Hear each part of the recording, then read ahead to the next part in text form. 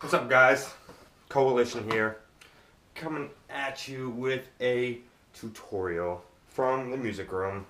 Um, Today's tutorial is going to be on something tech-based, and this tutorial is going to be off a simple move, but I'm going to teach my way of looking at this move and kind of breaking it down in a more tech-style way and adding a nice little touch in there. So, without further ado, I'm going to techify your fucking pivots, or correction, techify your liquids.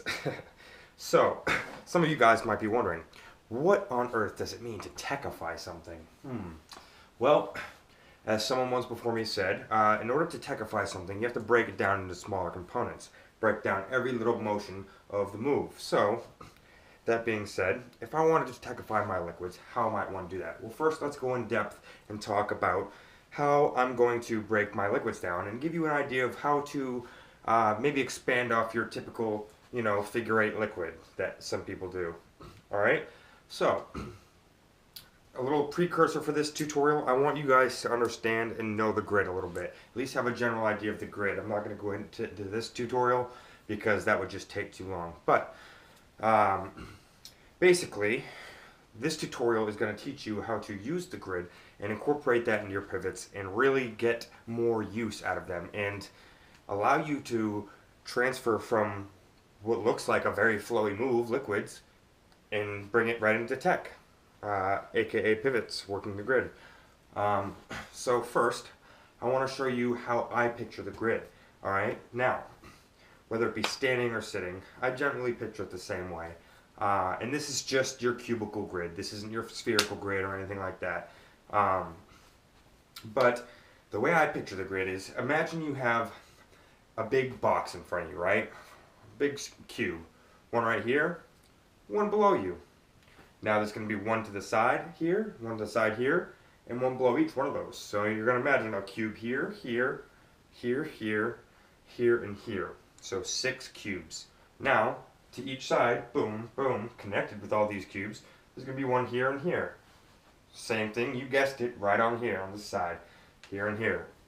So, that's a total of 10 cubes.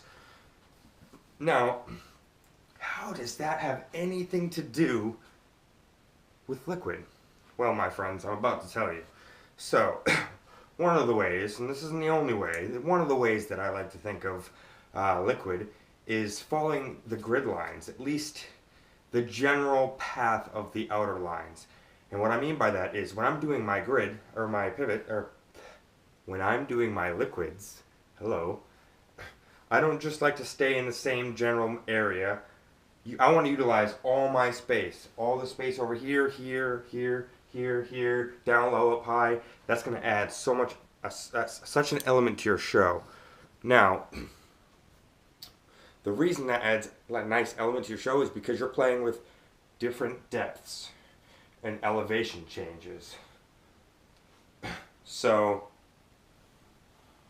I can play with all that space in different directions, and then as soon as, say, I'm following this outer grid, if I come like this, boom, I can go right into pivots. Alright? And then, just like that,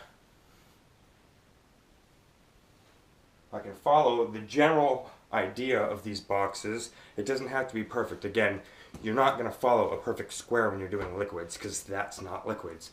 However, if you use those boxes and use the outsides of them and kind of help guide you, you can do circles where the individual square would be.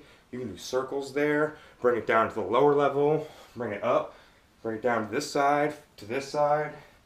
There's a huge combination of different ways you can move about the grid, and it literally adds an enormous amount to what you can do with your grid versus just doing your figure eight grids. I should probably use my orbit. That would probably help. Now, practice that, get that down, and you're going to find it yields great results. And if you have any questions further about that, about the grid, how I picture that, just let me know. Shoot me a message on my page, Coalition Orbiter. Moving past that, a nice little way I like to techify my pivots, or I'll get there someday. A good way I like to techify my liquids is something that is similar I like to do with pivoting. So a lot of people do pivots, right? And I don't know if any of you guys have ever seen it in my shows, but I like to do collapses. Well, the same thing can be done with liquids. It's a little harder, but without any practice, with any practice, you'll get it in no time. I'm sorry, rushing this a little bit. I have a huge exam I have to study for tomorrow, so I'm trying to cram all this in. But anyways, so how might one collapse with their orbit? Well, you have to find, and this takes a little practice. You have to find what works for you on where you're going to actually make the collapses happen. Because depending on where you make those collapses happen, it's going to look better or worse. What I've found is I like to do it right in front like that. And when you do it, it's really important that you stop that front hand and allow that back hand. So if I'm doing the liquid this way, stop that front hand and allow it to be caught up by the rear hand.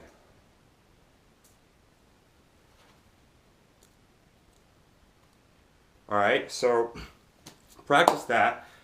Really try to figure out where you can do that. That'll add a huge effect or a nice effect. Again, I like to personally do it, boom, when I come to the front. Upwards, downwards, sideways. You can do it back here.